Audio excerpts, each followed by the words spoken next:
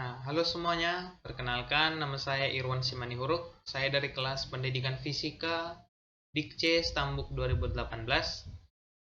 Kali ini saya ingin menyampaikan hasil pembuatan lembar kerja peserta didik untuk materi usaha dan energi pada mata pelajaran fisika. Nah, pada lembar kerja peserta didik yang kami buat, di halaman awalnya itu merupakan lembar kerja peserta didik untuk materi usaha dan energi dengan berbantuan PET simulation. Nah, ini untuk mata pelajaran fisika kelas 10 di tingkat SMA atau MA untuk semester 2. Nah, sebelumnya kita harus tahu bahwa LKPD itu adalah lembaran-lembaran yang berisi tugas yang harus dikerjakan oleh peserta didik. Nah, lembar kegiatan biasanya itu berupa petunjuk, langkah-langkah untuk menyelesaikan suatu tugas. Nah, ada beberapa keuntungan penggunaan lembar kerja peserta didik, misalnya itu mempermudahkan pendidik dalam melaksanakan pembelajaran. Sedangkan untuk bagi peserta didik sendiri, akan belajar lebih mandiri dan belajar memahami serta menjalankan suatu tugas tertulis. Nah, di halaman awalnya itu, di lembar kerja peserta didik yang kami buat, ada nama, kelas, dan juga nomor peserta yang harus diisi oleh peserta didik. Kemudian di halaman selanjutnya ada petunjuk penggunaan. Nah, petunjuk penggunaan ini berisi petunjuk-petunjuk yang harus dipahami oleh siswa, yang harus dibaca oleh siswa, dan apa-apa saja yang tertera dalam lembar kerja peserta didik yang kami buat ini. Nah, yang pertama itu lihatlah peta konsep yang mengarahkan alur berpikir Anda. Jadi di sini kami menyediakan peta konsep untuk mengarahkan alur berpikir dari peserta didik. Kemudian menyuruh membaca cermat petunjuk percobaan yang terdapat pada LKPD ini. Kemudian membaca dan memahami setiap kegiatan percobaan yang sudah kami buat di lembar kerja peserta didik ini dengan cermat. Kemudian mengamati dan memperhatikan gambar yang ditampilkan pada kegiatan mengamati, kemudian membentuk kelompok guna melakukan kegiatan mengukur yang ada, kemudian mendiskusikan hal-hal yang berkaitan dengan percobaan sesuai dengan persamaan atau perbedaannya pada kegiatan mengklarifikasikan. Nah, kemudian peserta didik disuruh membuat kesimpulan sesuai dengan petunjuk pada kegiatan menyimpulkan. Nah, kemudian peserta didik disuruh mengikuti perintah pada kegiatan mengkomunikasikan untuk mempresentasikan hasil kerja kelompoknya. Nah, yang terakhir menyuruh mengerjakan pertanyaan yang telah dibuat untuk pada kegiatan memprediksi sesuai dengan percobaan yang telah dilakukan. Nah, setelah tadi petunjuk penggunaan, kami menyediakan ada peta konsep untuk mengarahkan alur berpikir dari siswa, yaitu peta konsep untuk materi usaha dan energi. Ini usaha dan energi sampai ke hubungan usaha dan energi. Nah, sekilas kami buat untuk materi usaha dan energi. Nah, jadi sekilas ya bahwa usaha dalam kehidupan sehari-hari berbeda dengan pengertian usaha dalam fisika. Nah, di sini kami menjelaskan materi tentang usaha dulu. Menjelaskan usaha, kami membuat gambar-gambar dan juga dengan bahasa-bahasa yang mudah dipahami oleh peserta didik. Nah, kemudian kami buat juga dengan persamaan-persamaan yang dalam subtopik usaha ini. Nah, kemudian usaha itu sendiri adalah sebagai proses menghasilkan gerak pada sebuah benda dengan pelakunya adalah gaya. Nah, atau secara sistematis itu usaha sebagai hasil kali skalar antara vektor gaya dan juga vektor perpindahan benda. Nah, di sini di LKPD kami buat hubungan usaha dan energi dengan kalimat yang jelas dan juga gambar yang jelas. Kemudian setelah hubungan usaha dan energi tadi, kami menjelaskan sedikit mengenai energi. Jadi energi itu adalah kemampuan untuk melakukan usaha. Nah, Di sini ada beberapa jenis energi yang kami jelaskan, yaitu energi kinetik dan juga mulai dari pengertian sampai dengan rumus-rumusnya, dan juga mulai dari konsep awal sampai didapatnya sebuah rumus atau sistematika untuk energi kinetik, sampai diperoleh nanti energi kinetik sama dengan setengah mv kuadrat. Nah, kemudian kami buat teorema usaha energi. Jadi usaha yang dilakukan oleh gaya total pada partikel selalu sama dengan tenaga kinetik partikel. Nah, kemudian setelah energi kinetik tadi, kami menjelaskan sedikit mengenai energi potensial. Nah, energi potensial di sini kami jelaskan mulai dari contoh sederhana, kemudian kami mengaitkannya, menganalisis satu persatu, sehingga kami membuat di sini bagaimana energi potensial, mencari besar energi potensial itu, sampai kita peroleh energi potensial sama dengan mgh. Nah, kemudian setelah materi tadi, kemudian untuk LKPD usaha dan energi. Nah, ada kompetensi inti. Kompetensi inti ini adalah KI 3 dan KI 4. KI 3 itu memahami, menerapkan, dan menganalisis pengetahuan faktual, konseptual, prosedural, metakognitif berdasarkan rasa ingin tahunya tentang ilmu pengetahuan, teknologi, seni, budaya, dan humaniora dengan wawasan kemanusiaan. Nah, kebangsaan, kenegaraan, dan peradaban terkait dengan penyebab, fenomena, dan kejadian. Kemudian menerapkan pengetahuan prosedural pada bidang kajian yang spesifik sesuai dengan bakat dan minatnya untuk memecahkan suatu permasalahan. Nah, kemudian kompetensi inti selanjutnya mengolah, menalar, dan mengaji dalam ranah konkret dan ranah abstrak terkait dengan pengembangan dan yang dipelajarinya di sekolah secara mandiri. Kemudian bertindak secara efektif dan kreatif, serta mampu menggunakan metode sesuai dengan kaidah keilmuan. Kemudian setelah kompetensi inti kami buat, kami cantumkan juga kompetensi dasar dan indikator. Kompetensi dasarnya ada satu, yaitu menganalisis konsep energi, usaha atau kerja, hubungan usaha atau kerja, kemudian dengan energi dan hubungan antara usaha dengan energi, kemudian perubahan energi itu, kemudian penerapannya dalam kehidupan sehari-hari. Dengan 3 indikator, yaitu mendeskripsikan konsep usaha dan energi atau kerja, kemudian menjelaskan energi kinetik, energi potensial, kemudian menganalisis hubungan antara energi dan usaha. Nah, kami juga mencantumkan tujuan pembelajaran, mampu mendeskripsikan konsep energi kinetik dan usaha, mendeskripsikan hubungan usaha atau kerja dengan energi kinetik dan energi potensial, serta mendeskripsikan penerapannya dalam kehidupan sehari-hari.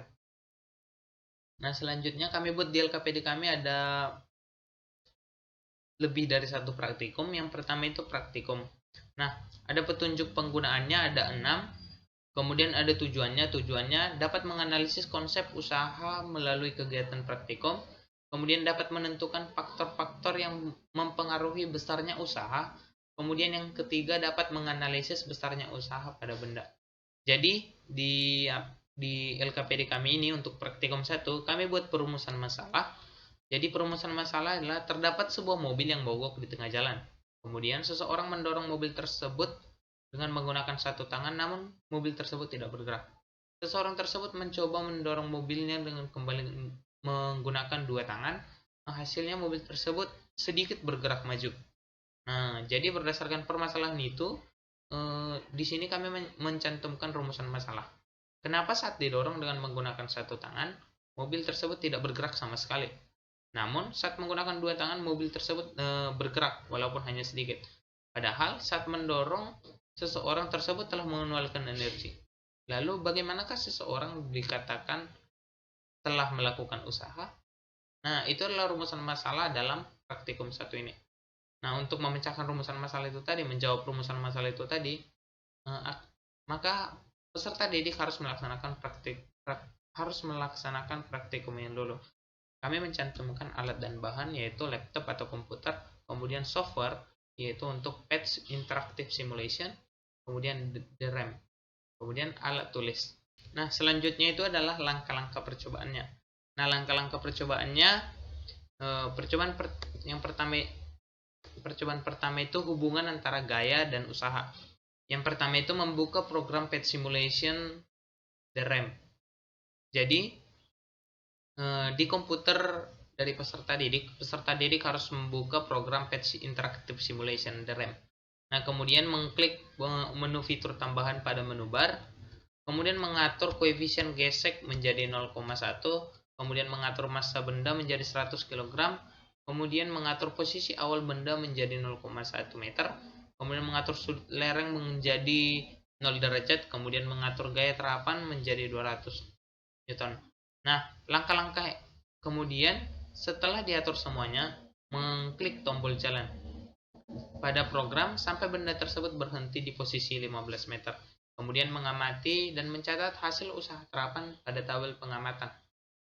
Nah, di LKPD yang kami buat, kami sudah mencantumkan gambar-gambar yang membantu peserta didik dalam melaksanakan praktikumnya ini. Gambar-gambar ini merupakan sekilas tentang hal-hal yang dilakukan dalam tiap-tiap langkah, mulai dari membuka sampai dengan menjalankan programnya tadi. Kemudian langkah selanjutnya adalah mengulangi percobaan selanjutnya dengan menekan tombol hapus pada program. Kemudian mengulangi langkah 3, 5 dan 6 dengan mengubah gaya terapan menjadi 300 Newton, 400 Newton, 500 Newton, dan 600 Newton. Kemudian setelah melakukan percobaan, maka ada tabel pengamatan yang harus diisi oleh siswa. Nah, tabel pengamatan ini diisi oleh siswa yaitu X0-nya, XT, delta X, kemudian Fn, dan kemudian usaha yaitu F dikali dengan. Nah, selanjutnya itu ada percobaan kedua, yaitu untuk menentukan hubungan perpindahan dengan usaha. Nah, untuk membuka program Pet Simulation, yang pertama itu membuka program Pet Simulation. Kemudian mengklik tombol menu fitur tambahan, kemudian mengatur koefisien gesek menjadi 0,1, mengatur massa benda menjadi 100 kg, sampai ke menjalankan program dan berhenti pada posisi 15 meter. Kemudian mengulangi percobaannya lagi untuk langkah 3, 5, 6, dan 7, dan mengubah posisi awal menjadi 2 meter, 4 meter, dan 6 meter. Kemudian mengisi tabel pengamatan. Nah, kami buat di praktikum 1 ini ada 2 tabel pengamatan yang harus diisi oleh siswa. Nah, tabel pengamatan ini, berdasarkan tabel pengamatan ini nanti ada pertanyaan yang harus dijawab oleh siswa. Jadi pertanyaannya terdiri atas 6, mulai dari melukiskan grafik, kemudian menganalisis grafik, kemudian menyebutkan faktor-faktor yang mempengaruhi besar usaha, kemudian menjelaskan dan bagaimana hubungan antara usaha, gaya, dan perpindahan. Kemudian menuliskan persamaannya secara sistematis. Nah, kemudian setelah itu nanti, maka peserta didik harus mencantumkan kesimpulan dari percobaan 1 dan percobaan 2 pada praktikum 1. Nah, kemudian peserta didik disuruh lagi melakukan praktikum yang kedua dengan petunjuk penggunaan. Kemudian ada tujuannya 3, menghitung besar energi kinetik pada bidang miring, kemudian menghitung besar energi potensial pada bidang miring, kemudian menganalisis hubungan antara usaha, energi kinetik, dan energi potensial. Nah, di LKPD kami ini kami mencantumkan 2 perumusan masalah, yaitu yang pertama, sebuah mobil melaju dengan kecepatan 25 meter per sekon, kemudian mobil tersebut dipercepat secara beraturan dengan kecepatan 55 meter per sekon. Kemudian yang kedua, seseorang mengangkat sebuah benda dengan ketinggian H1, kemudian mengangkat kembali benda tersebut hingga ketinggian H2. Nah, berdasarkan perumusan masalah tersebut, kami mencantumkan 2 juga rumusan masalah, yaitu apa hubungan antara usaha dan energi kinetik, kemudian apa hubungan antara usaha dan energi potensial. Dengan alat bahan yang sama, yaitu laptop atau komputer, kemudian software, kemudian alat tulis. Kemudian langkah-langkah percobaan yang dalam melaksanakan praktikum yang kedua ini. Pertama itu membuka program PET Simulation, kemudian mengklik menu fitur tambahan pada menu bar, kemudian mengatur koefisien gesek menjadi 0,1, kemudian mengatur massa benda, kemudian mengatur ketinggian awal, kemudian mengatur gaya terapan. Nah, kemudian melakukan percobaan dari posisi awal benda di 15 meter sampai pada ketinggian 0 atau di posisi akhir 0 meter. Kemudian mengamati dan mencatat hasil energi kinetik, energi potensial, dan usaha terapan pada tabel pengamatan. Kemudian mengulangi percobaannya lagi dengan tekan tombol hapus pada program. Kemudian mengulangi dengan 3 massa yang berbeda. Atau bisa dipilih 100 kg, 150 kg, 200 kg, 250 kg, dan 300 kg. Kemudian mengulangi lagi langkah di atas dengan ketinggian yang berbeda, H2 dengan 2,5 meter dan H3 3 meter. Nah, kemudian setelah melakukan percobaan, peserta didik disuruh mengisi tabel pengamatan. Berdasarkan tabel pengamatan, maka peserta didik harus bisa menjawab pertanyaan yang telah kami berikan di LKPD kami.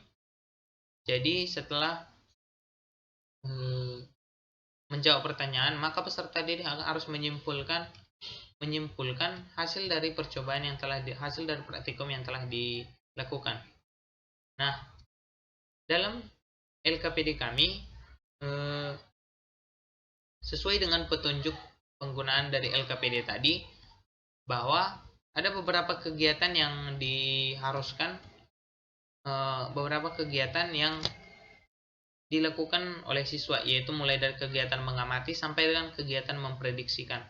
Jadi kegiatan menyimpulkan sudah tadi, kemudian untuk kegiatan mengkomunikasikan ini adalah si guru meminta masing-masing kelompok untuk mempresentasikan hasil praktikum atau kesimpulan yang diperoleh, kemudian data yang diperoleh di depan kelas kepada teman-teman yang lain atau kelompok-kelompok yang lain. Kemudian kegiatan memprediksikan itu terlihat pada kegiatan tiap kelompok untuk menjawab pertanyaan yang telah disediakan di LKPD. Nah, demikian penjelasan mengenai LKPD, mengenai materi usaha dan energi yang berbantuan PET Simulation untuk mata pelajaran fisika kelas 10 yang telah kami kembangkan. Atas perhatiannya saya ucapkan terima kasih.